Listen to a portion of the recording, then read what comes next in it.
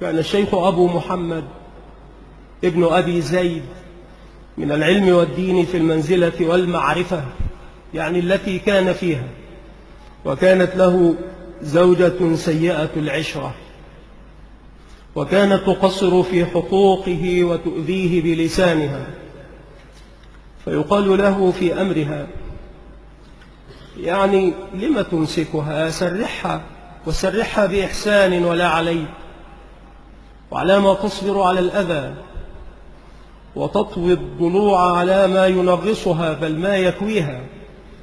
فكان يقول: أنا رجل قد أكمل الله علي النعمة في صحة بدني ومعرفتي وما ملكت يميني، فلعلها بعثت عقوبة على ذنبي، فأخاف إن فارقتها أن تنزل بي عقوبة هي أشد منها.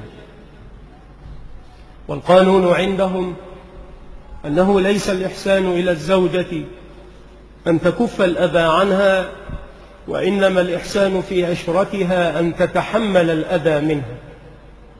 ليس الإحسان إلى الزوجة أن تكف الأذى عنها، وإنما الإحسان إليها أن تتحمل الأذى منها.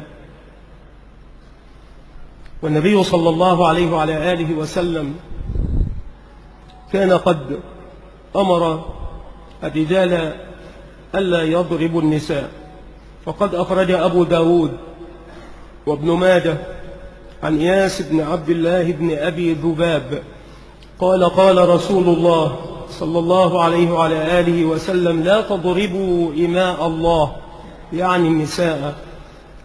فجاء عمر إلى رسول الله صلى الله عليه وسلم فقال: ذئرن النساء على أزواجهن، يعني نشزن وتجرأن على أزواجهن، ذئرن النساء على أزواجهن، فرخص في ضربهن صلى الله عليه وسلم. فأطاف بآل رسول الله صلى الله عليه وسلم نساء كثير بشكوى أزواجهن، فقال النبي صلى الله عليه وعلى آله وسلم للرجال: لقد طاف بآل محمد نساء كثير يشكون أزواجهن، ليس أولئك بخياركم.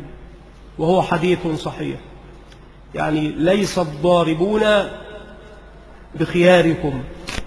فهذا حق، الوصية بالنساء خيرا امتثالا لقول الله وقول رسول الله صلى الله عليه وعلى آله وسلم.